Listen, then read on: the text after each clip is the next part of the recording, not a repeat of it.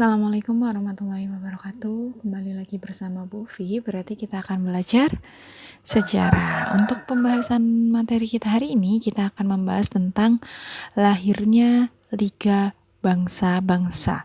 Ya, ini materi sejarah minat kelas 11 di semester 2. Nah, ini bisa kalian lihat, ini adalah lambang dari Liga Bangsa-Bangsa, League of Nation. Apa itu Liga Bangsa-Bangsa? Akan kita bahas di materi kali ini. Nah, pembahasan kita pada hari ini, yang pertama nanti kita akan bahas tentang sejarah berdirinya Liga Bangsa-Bangsa. Bagaimana Liga Bangsa-Bangsa ini bisa berdiri. Kemudian juga susunan organisasi dari Liga Bangsa-Bangsa. Seperti apa susunan organisasinya dan juga kegagalan Liga Bangsa-Bangsa. Nanti juga kita akan membahas negara mana saja yang termasuk dalam anggota Liga Bangsa-Bangsa. Oke, ini kalian lihat siapa ini? Pernah melihat tokoh ini sebelumnya? Ya, ini adalah Pak Woodrow Wilson. Dia adalah presiden dari Amerika Serikat. Nah, ini jadi beliau ini adalah seorang tokoh yang punya pengaruh dalam sejarah berdirinya Liga Bangsa-Bangsa. Seperti apa? Nah, ini.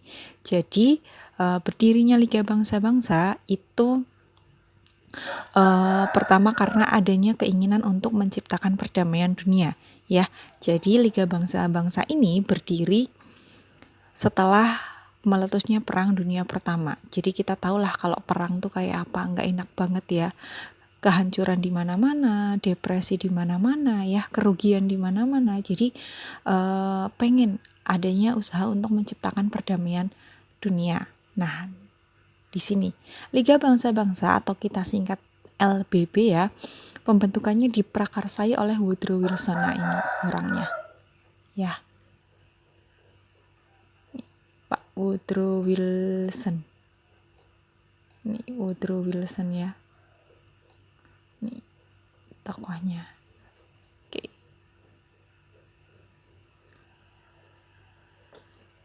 Nah, ya. Jadi nanti Pak Woodrow Wilson itu memberikan sebuah usulan yaitu Peace Without Victory. Nah, isinya apa saja ya?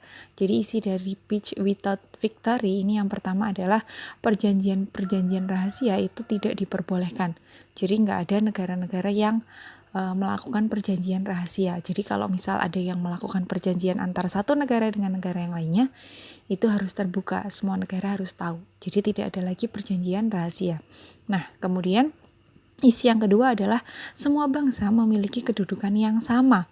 Dan ini isi yang ketiga adalah pengurangan persenjataan. Oke, kita lanjut ya.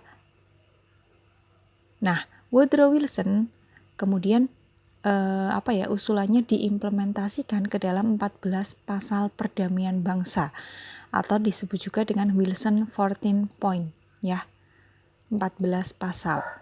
Nah, isi-isinya diantaranya yang pertama adalah diperlukan diplomasi terbuka ya, di mana diplomasi tertutup harus dihapuskan. Jadi tidak boleh ada diplomasi tertutup. Semuanya harus terbuka. Kemudian negara-negara di dunia perlu mengurangi persenjataan ya, karena Perang Dunia I itu kan negara-negara di Eropa khususnya itu kan saling berlomba-lomba dalam mengembangkan persenjataan, teknologi persenjataannya mereka. Kemudian adanya self-determination atau setiap negara itu berhak menentukan nasibnya sendiri. Nah, kemudian poin yang keempat ini adalah perlu dibentuknya Liga Bangsa-Bangsa. Dan ternyata pasal dari Woodrow Wilson itu direalisasikan. Nah, realisasikannya dalam bentuk apa? Direalisasikan dalam bentuk pembentukan Liga Bangsa-Bangsa. Jadi, tanggal 10 Januari 1920 itu menjadi tanggal di mana Liga Bangsa-Bangsa didirikan. Nah, markas besarnya Liga Bangsa-Bangsa itu ada di Jenewa, Swiss, di Eropa. Nah, ini peta dari negara Swiss. Jadi Swiss itu dekat sama Prancis, kemudian Jerman, Austria, dan juga Italia. Ini ada di Eropa. Ini untuk benderanya Swiss. Oke, nah negara mana saja sih yang menjadi anggota dari LBB ya? Jadi tadi semenjak didirikannya dari tahun 1920 sampai 1939 itu sebanyak 63 negara menjadi anggota dari LBB. Cukup banyak ya. Nah, anggota-anggotanya ini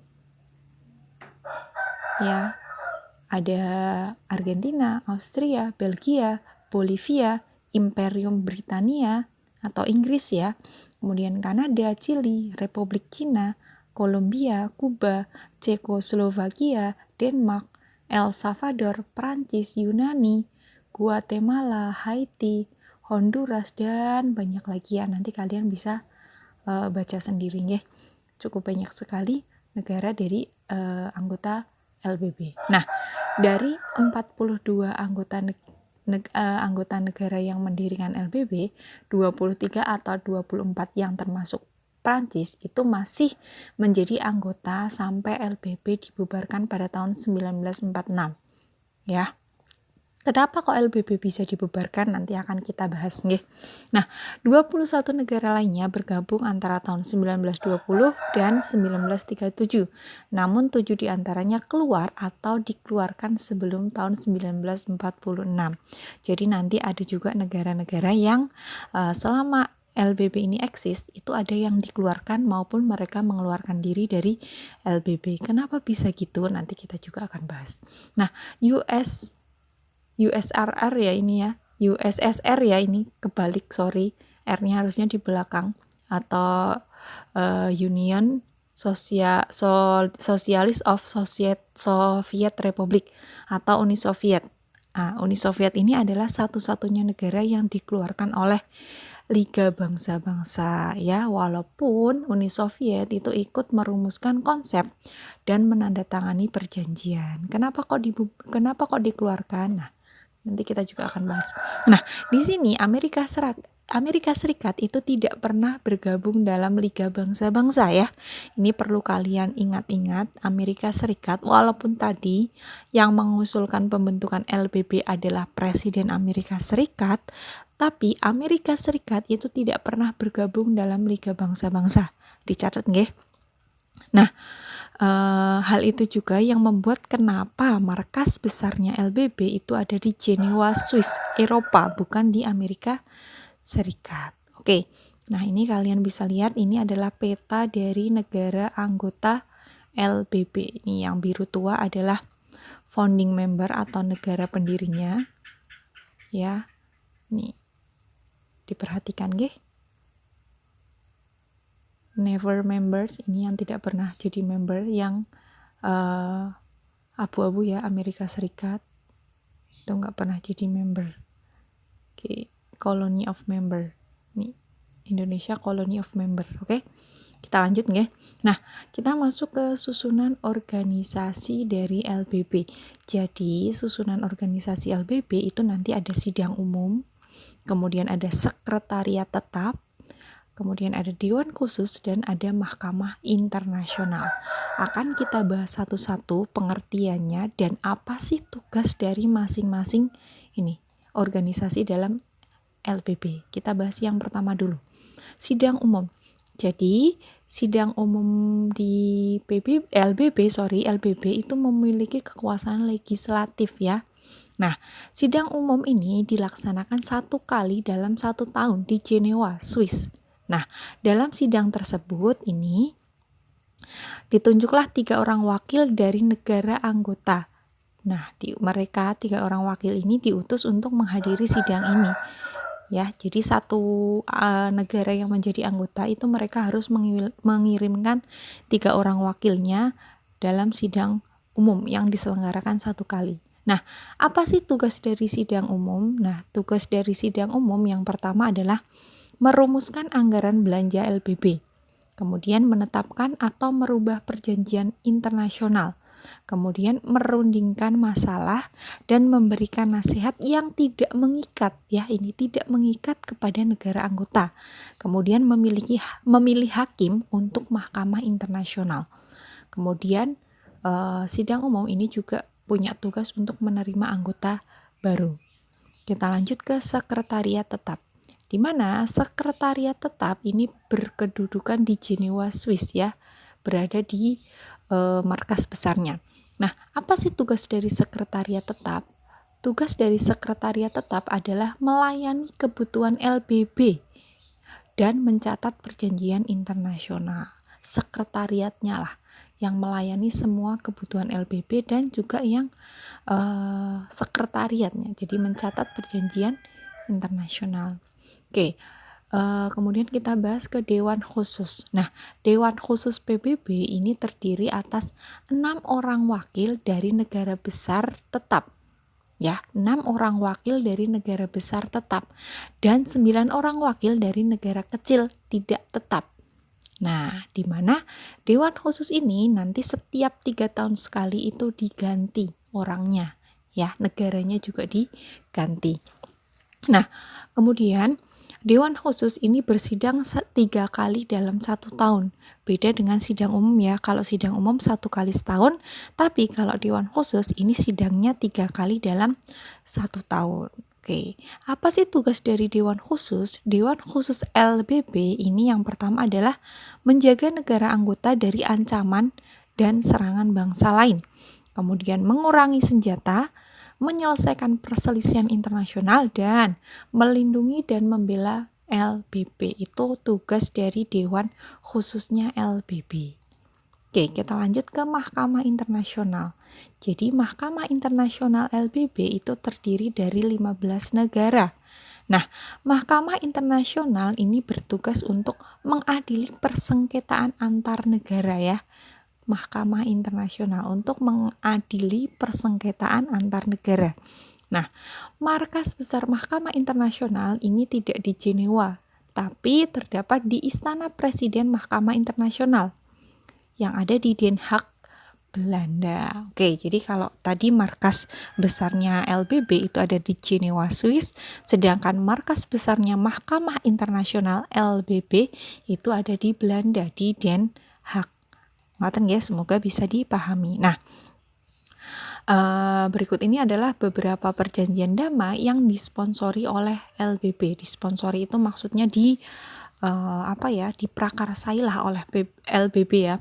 Yang pertama adalah Protokol Jenewa pada tahun 1924, di mana dalam protokol ini, ya, bertujuan untuk memaksa negara-negara anggota LBB agar mentaati seluruh keputusan dari LBB.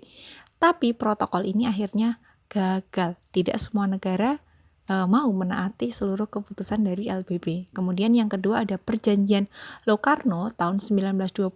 Nah, jadi kalau perjanjian ini adalah perjanjian antara LBB dengan Jerman, di mana Jerman harus mengikuti atau mentaati peraturan-peraturan yang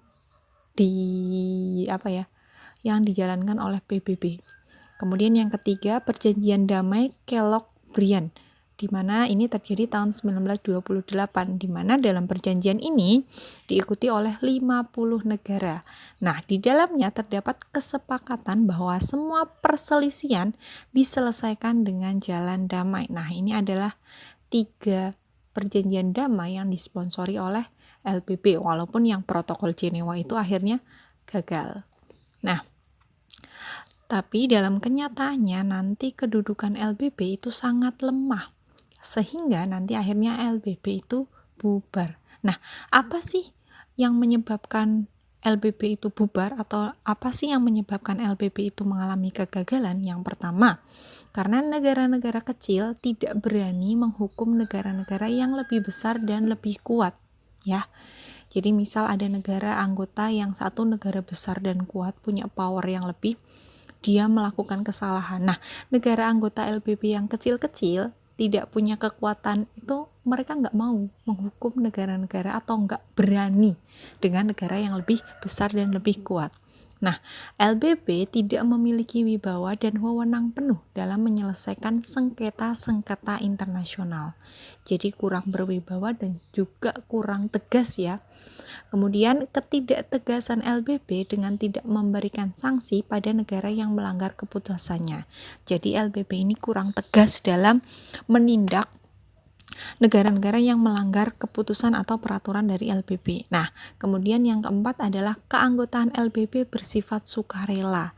Jadi yang mau masuk LBP monggo, yang mau keluar monggo. Itulah kenapa tadi banyak negara yang akhirnya bisa keluar setelah menjadi anggota dari LBP. Jadi keanggotaannya sukarela. Ya kalian bisa bayangkan lah kalau keanggotaan sukarela, misal disuruh iuran lah, kan kita ikutnya sukarela, nggak usah iuran.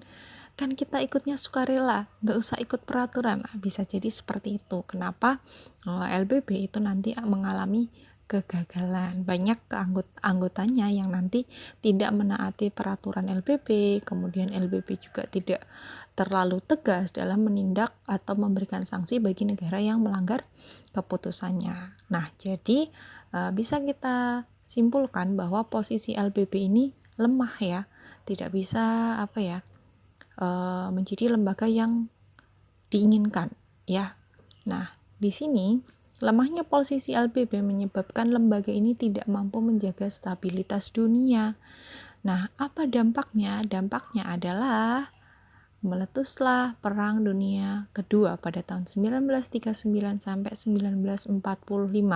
Dari meletusnya Perang Dunia Kedua inilah bisa kita simpulkan kalau LBP ini gagal dalam mewujudkan perdamaian dunia, sehingga akhirnya LBP nanti bubar dan dunia kembali lagi dalam masa perang, yaitu terjadilah Perang Dunia Kedua. Oke, sekian dulu materi tentang Liga Bangsa-Bangsa, semoga bisa dipahami, semoga bermanfaat. Untuk pertemuan berikutnya kita akan bahas tentang Perang Dunia Kedua. Oke, sampai di sini dulu Bu Ufi akhiri dulu, kurang lebihnya Bu Ufi mohon maaf. Terima kasih. Wassalamualaikum warahmatullahi wabarakatuh.